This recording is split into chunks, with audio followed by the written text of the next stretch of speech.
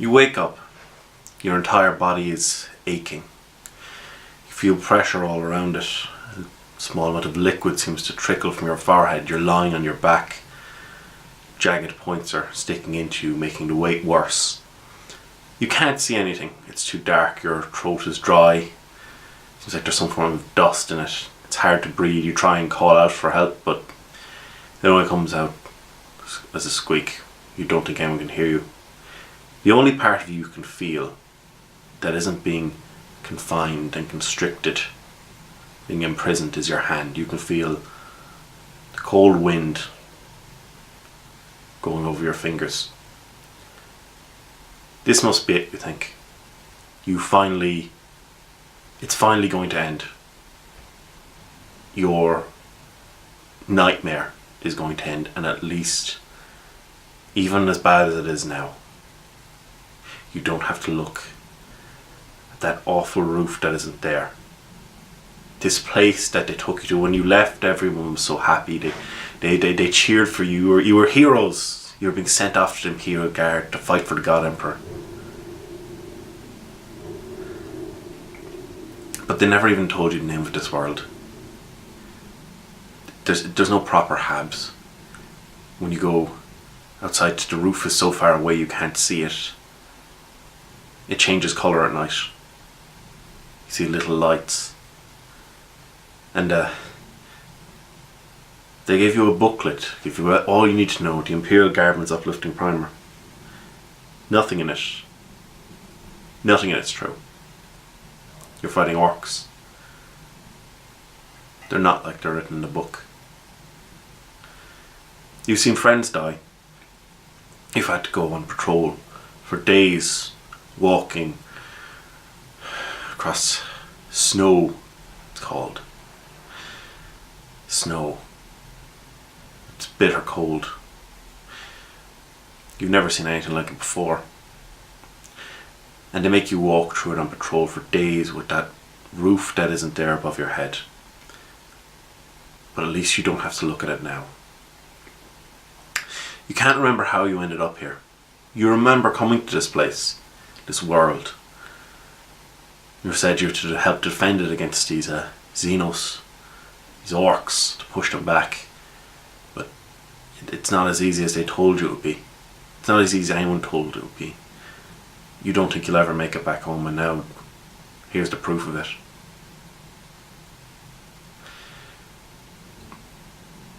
You can feel that biting cold in your fingers. You try to scream again, but it comes out, your voice is all cracked, dry, you can't even call out for help. Then you feel something. The weight in your chest, the pressure, it's sharper. What little ability you had to breathe is gone. And you hear them talking in that foul, guttural tongue, like nothing you had heard before you came to this awful world, this awful place. It's the orcs. Maybe they attacked the barracks at night. You can't remember going to bed. You can't remember how you came to be here. But you know it's them. You know that even if they don't find you, no one else will. All you can look forward to is starving. If you even last that long. But then you hear the sound of something familiar. You hear the crack of lasgun fire, though it is dulled by all of this. It must be rubble. You hope it's only rubble.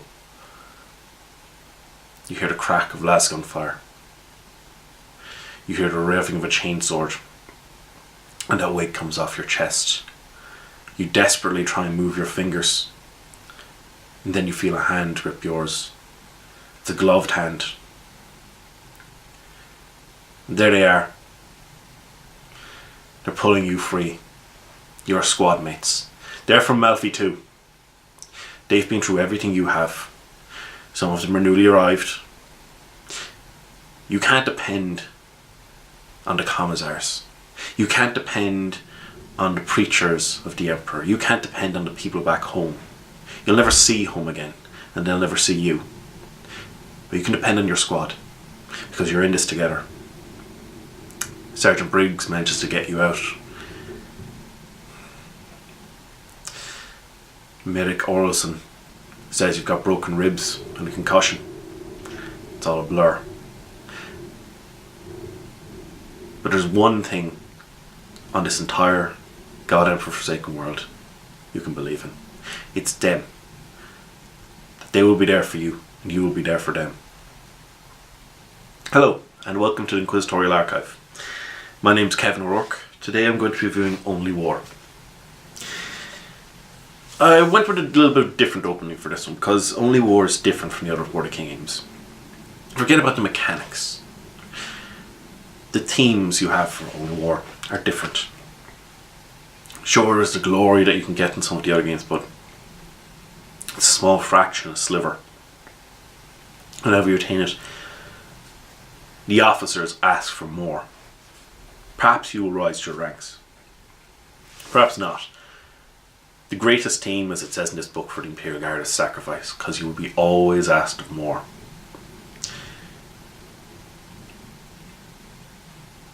The other 40k books, it does put into, it's a fantasy. It's a sci-fi. War is glorious. And they do have that in this area, which, but as we all know, war isn't really glorious. You can draw upon and look at World War I, World War II, and so many other wars that have come before and come since. It's a horrible thing. And they deal with it quite well here. They do a balance between what is what is enjoyable about the fantasy of war, the fantasy of glory and honour and all of this, but at the same time, of all of the 40k books and the role-playing games, this one doesn't forget about the horror. That's why I like it so far. I like the mechanics, they're certainly better than the previous 40k RPGs. But it's the themes you deal with. Different regiments are going to deal with things in different ways. Everything impacts on it. But I think there's an awful lot of opportunity here. I've heard a lot of people talking about they're very unsure. They're like, you're just playing Imperial Guard. Can't we just play Death Watch or Dark Heresy or even Rogue Trader or something else? But a lot of people I heard initially who were quite wary about Only War, when we really start to get into it and we actually start to play it, they start coming round. They've really come round, and I found myself getting more and more attracted to this book. How it works out, the system mechanically works quite well. I'll talk about that in a little while, but you really get the opportunity to make this your game. Whether the GM makes out the regiment or they make it out with the players, it's something unique. You can take the default one in the book. I wouldn't go for that. Make your own story. Whether this story will be filled with glory and honour and sacrifice and nobility, or whether it's a story where, though you and the players may enjoy it, the characters might not. We get to explore themes here. You can certainly do the whole glory thing, but the Imperium is a dystopia. Plain and simple. And you're not being given the opportunity to be an acolyte in this. You're not a high and vaunted rogue trader. You're not an inquisitor. You're not someone who's been selected to become a space marine. You are people on the front lines. And although every regiment is different and every war zone different, there are many common themes and threads you can bring together to explore. But sacrifice should always be remembered. So I'm really getting attached to this game. But, move on. The system, as I said, allows you to pick a regiment first off. Either the GM will make it, or it'll make it in conjunction with the players, or etc. And this will impact what stat modifiers, skills and abilities the player characters get. I do think that you can get the option of getting additional aptitudes from this stage, and I think they could have done better balancing it, because those aptitudes are very tempting. Because some of the other options have, instead of the aptitudes, you can get nice stuff, but the aptitudes make things cheaper. So I don't know how well that's going to balance out. You have your classes. The classes will once more give you stat modifiers, usually +5 to something. Sometimes you get a choice in this, as in the case of the weapon specialist, but usually it's just a +5 to a set stat. You get some skills, you get your aptitudes, you get your talents, you get additional gear. Everyone has the same basic gear before bringing your specialization. For the grunt classes, for the average Imperial Guardsman, you have the medic, the sergeant, the operator, the weapon specialist, and the heavy weapon specialist. These are normal members of the Imperial Guard. You can pick your gear, and in the case of the weapon specialist and the heavy weapon specialist, you can choose a unit's favoured weapon. For example, the regiment I made, the Kinog Grenadiers, for my players, have a heavy weapon specialisation or favoured weapon of a las cannon, and for basic weapon they have the long las, which is tied into their background. This works out pretty well. As well as this, you have options like, for example, the heavy weapons guy can take a missile launcher or 5 frag missiles, or a heavy slipper, or that unit favoured weapon. Each of the classes offers something different, and one of the things that makes a big difference is you have comrades, and each of these classes can get different orders they can give to their comrades. Your comrades are they're the other guys in the squad. They're not as fancy as you guys are, and you can give them different pieces. You can give them orders. You can spend XP to give them new orders. For example, the heavy weapons guy can get an order where he has the comrade help him and can use some of the comrade actions to help him reload the weapon. And if he has quick load himself, he can very quickly, working with the comrade, start loading up the weapon. These aren't comrades. They don't have stats like a PC does. They don't work like that. But they do have some interesting things going on for them. They help. They're going to die more than likely, as are main player characters. You have a very limited number of fate points, especially compared to the previous games, including Dark Heresy. You have an extremely limited number of fate points. In fact, more than likely, you're only starting with 1, though you could get lucky. And fate points, of course, will be used for rerolls as in the previous games and getting back wounds, and of course to avoid dying by permanently spending them.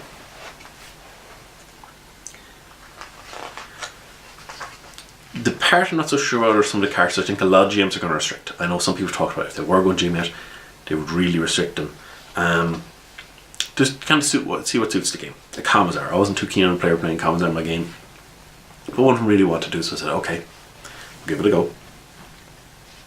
They don't have a comrade, but they have abilities to scare the crap out of people, because this is not Caiaphas Cain. A lot of people want to play Caiaphas Cain, but he's not a typical Commissar. And you can play a Commissar, try and play him like Caiaphas Cain, but your abilities don't lean towards that way, so you're going to find it a little bit more difficult. There's the Ministoran Preacher, and you've got your Curate as your comrade, and with them you can help, you can give people temporary fate points whenever you get a Righteous Fury. You can do other abilities, which are quite nice. They have the Ogren. I find it difficult to have the abhumans, such as the Ogren and the Ratling, to visualise one of them walking around in a squad. Definitely, I don't mind the squads as being attached to a company, but just an individual walking around a squad. I could definitely see a lot of fun playing a game where everyone is playing one of these creatures. The Ratling, of particular to me, the Ratling, they're going to be the best sniper in the group. They are. If anyone else wants to try, one of the players in my game is a sniper, effectively using the weapon specialist, you have a bit of a problem where their combat abilities just make them, nobody else can compete. I don't like that. I don't like that you have to be a Ratling. We don't have to be a Ratling. But if you're not a Ratling, you're not as good as you would be. I haven't allowed them in my game. Or the Ogrins in particular. But you, for example, one of their abilities is Spotter. You can spend one of their half actions to do an aim action, and then you can do full run action yourself doing a cold shot, and where you're doing an accurate weapon, you aim for someone's head and you've got dim action. It works out quite well. You can't do that with a weapon specialist focusing these things. As well, he's got another ability where he spends a half action and the guy fires off a shot, your spotter fires off a shot, and you can't dodge. Unfortunately, it seems to me like Rattling's just going to win out if you want to play the Psyker game. They really are focused on it. Sanctioned Psyker, you know, it's a Psyker. They're your wizard. They have comrades as well who will basically, they can damage them, the Psyker, to mitigate the risks of the warp. But as well, they will sacrifice themselves potentially to save the Psyker. There's a Stormtrooper. No comrades for the Stormtrooper, so I find it difficult to imagine a Stormtrooper long term. Well, short term, yeah, no problem. Long term, why they be in a squad by themselves? I could definitely see a lot of fun playing a Stormtrooper game, or playing an Ogren game, or playing a Rattling game, but individuals assigned to a squad long term just doesn't sit right with me. Stormtrooper can help the comrades and some of the other PCs to an extent with their more advanced training. The Tech Priest Engine Seer doesn't have a comrade, they've got a servitor. Which means they can't take orders like normal, but they can still invest XP in them to get additional abilities from these things. One of the nice things is you've got your aptitudes and you've got all your skills in the class. That's it. They do have, you've got your comrade special abilities that you can buy. They have a section here going like, hey, here's what we recommend you should go off and buy with the character. But they don't make you.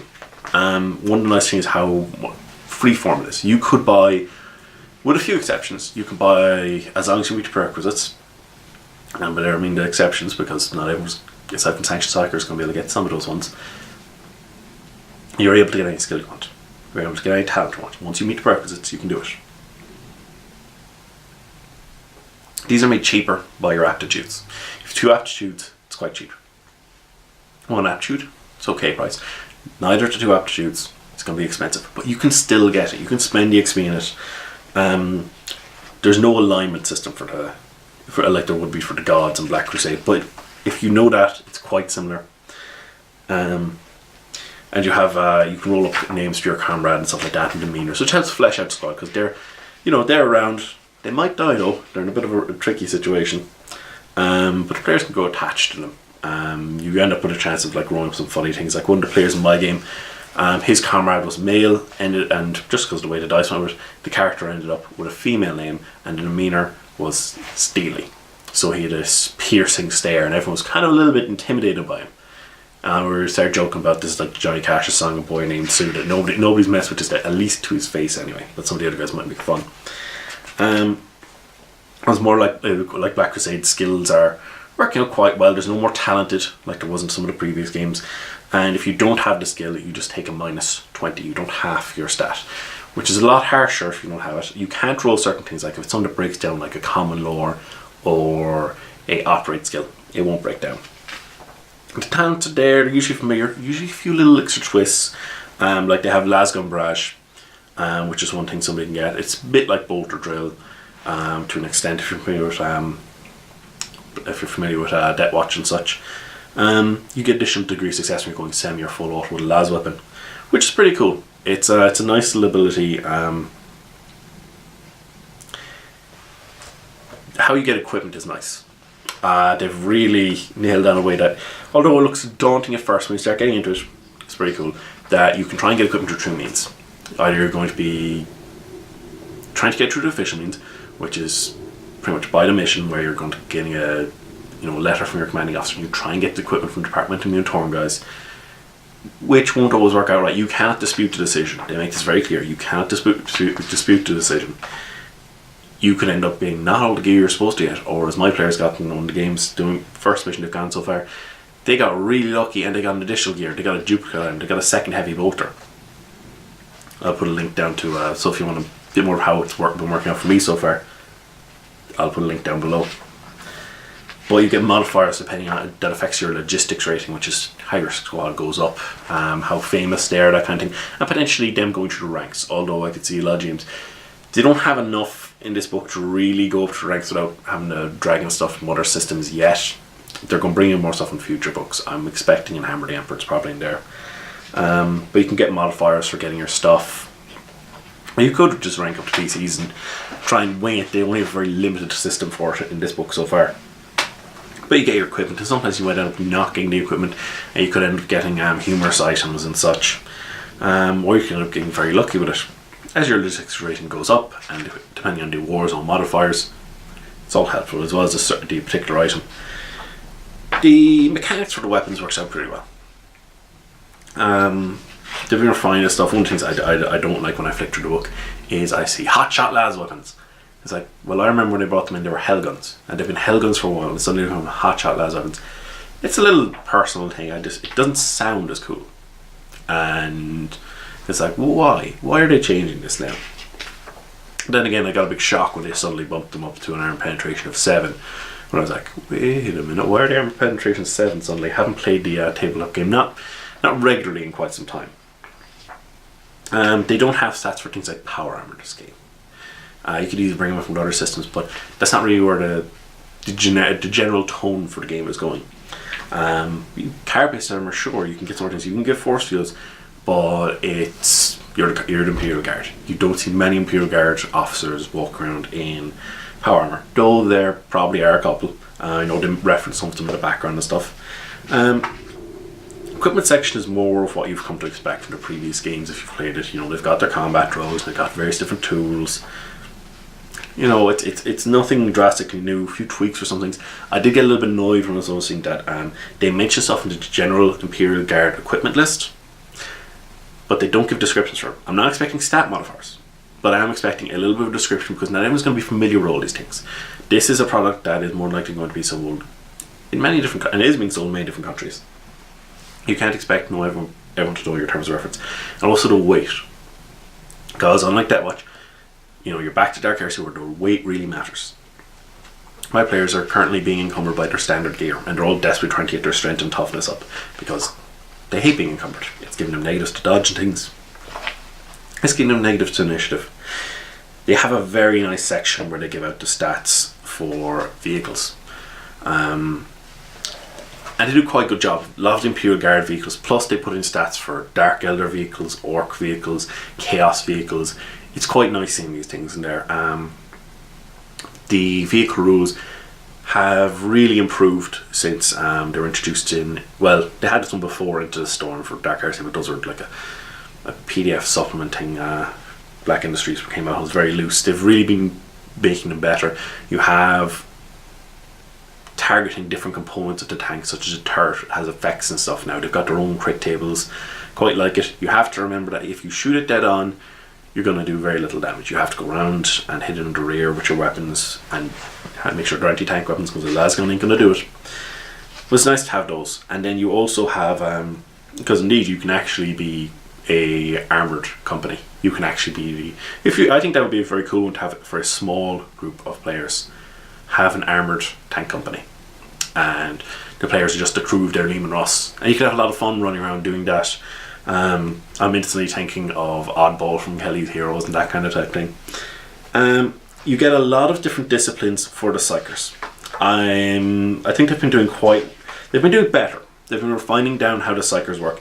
It's nowhere near as bad as it was for in Rogue Trader for Psychers. Nowhere near as powerful where they start breaking stuff. But I think they're doing a better job with it. I'm not sure if I'll ever be entirely happy with how they're represented. But it's nice that they're still refining it down. You end up with some nice advice in this book, especially with the setting. They give you a default setting, but you can kind of put it in. You can make up your place. You can restrict it to as far as just making one world or one particular continent for a world, because, well, it's the Imperial Guard. Sometimes you might move very little. You could base a game on something like Blackadder Goes Forth. There could be very little combat. The only combat you see is when you're getting shelled. You could do a very social game of it. There's many ways to go with it. Like I said, it doesn't have to be you don't have to be in the front lines all the time. Imagine if you're in a game like the world you're on, or the continent you're on, or whatever, is near the front lines. Within a couple of jumps, within a certain distance of the front lines. but you're not getting the grade A gear there. You could have a game like Dad's Army, or a low where you're behind enemy lines and you've got to undermine the enemy, that kind of thing. You're limited by your imagination, and they give you certainly very freeform tools for certain things, and you could definitely modify it to suit you and your gaming group. One of the things I don't like about the background is that, although I like the Spainward front as being attached onto the Calixis sector, that some of the worlds are the same. That's an area just outside the Calixis sector that's nominally within its authority, but in most of the worlds have never been colonized, or if they have only limited Imperial presence on them. One of the things I don't like is they do give away some spoilers for a Dark Heresy adventure, or a series of adventures, as something that happens towards the end of them in the third book, which I don't like that being put in there, because not everyone's going to have read it, and it might throw them off. Like, they could be in the middle of that adventure and say, I'm going to run Only War, my friends are doing Dark Heresy, and I find out, wait, what? This has happened? And then it spoiled the adventure for them there. But I could see maybe it was based on somebody's campaign, and they kind of, actually we've made a very good setting here, we're trying to divorce that out of completely. They put in stuff for not having it have happened yet, and that kind of thing. I don't like having them put in a kind of a spoiler like that. But you have an issue where for 83 years the orcs have been invading this particular subsector, and only recently has the subsector governor turned around and requested assistance from the sector governor, who they have a bit of political issues with each other, and he didn't want to ask for assistance. He's been able to hold off for a while, but there's many. I don't want to go into too many details about it, but there's lots of interesting groups going on. You've got chaos organizations running around. You've got Dark Eldar, you've got orcs, and you've got recidivists, of which they have stats in the main book. Although the recidivists, they say, yeah, just use the Imperial Guards on stats, because they're mostly the same. They might not be quite as well equipped and quite as well geared, because their own logistics, no amount of issues with it. But I like how it works out, and I could definitely see running games, the Jericho Reach and other places, or it could work out, or setting a game on Tranche from Dark Heresy and further deeper into the Calixis sector. If you want a really depressing war, I'd go with Tranche. That's a horrible, horrible place where there are constant mutant uprisings and things. At the end of the day, of all of them, I think this is the easiest one to divorce from the background they've got in it, which is a good thing. It's not that the background is bad. I actually quite like it, although I've taken it and really modified it for my own game. The background isn't bad. I'm quite liking it once I've changed it to suit my game or the themes I want to explore with the players. But, well, if they go that way, for all I know, they're going to end up, in 3 weeks' time, they'll have suddenly become corrupted by chaos, and I'll be running another Black Crusade game, but with Imperial Guard guys if I'm over to chaos. If they do it, so be it. But it's simple enough to modify to suit into different things. As well as that, even if you do think, I don't want to play it Only War, or I don't want to run it, even, it's like, okay, fair enough. But if you really like Dark Heresy, or some of the other games, and you really want to pick and you really like them, but you're not sure about the mechanics of the system, you can just, if you have this book, or Black Crusade to a lesser extent, you can take out the mechanics you need from those and replace it. I wouldn't advise doing this in the middle of a game. You could do it at the start, the actual how the combat works, how weapons work, how weapon traits work. Trying to completely substitute profit factor, the logistics trading, it's a complete opposite end of the scale. It's incredibly unreliable. But that's part of the fun, because it's the Imperial Guard and it's the Imperial dystopia. So if you aren't interested in Only War, I still think it might be interesting, if you really like some of your other 40k RPGs, it might be interesting to pick it up. The book might convince you to go otherwise, but even if it doesn't, you've got some definite stuff you can salvage for other games. Including the background for Dark Heresy or Rogue Trader or Death Watch, the setting for it could be quite useful there too, especially if you're sick of running into Jericho Reach, but you don't have the time to go off and work out, hey, I'm going to work out and do my, I'm going to make my homebrew place. That's a bit of work for someone, and not everyone has the time for it. I've idly taught it myself. I know friends who've started coming up with their own settings, and it's worked out quite well. But that bit's there good. It's good too. Plus the vehicle rules are lovely. I'm quite enjoying them, although we haven't had to use them too much yet. but I think they're the best ones they've brought out so far. In conclusion, I really do think if you really like your Imperial Guard or whatever, it's a good place to go with it. Now, I would be concerned bringing them, if the group largely comprised people who weren't familiar with 40k, it might not be the best to bring them in with. Rogue Trader might suit better because at Rogue Trader you've got the most freedom. But you never know, they might go for it. If people like 40k and they want to do an action-packed game, but they don't want to be sneaking around in Dark Heresy, or you're tired of playing Dark Heresy, and not everyone likes Space Marines or likes Chaos, it's good for that too. But I definitely think this game really can stand up on its own 2 feet. I do recommend it. I strongly recommend it, though it has those little niggly things I don't like. It still more makes up for them. So, I hope to see you soon. I hope you found this informative. If you've any questions or comments, please leave them down below. I'll see you again. Goodbye.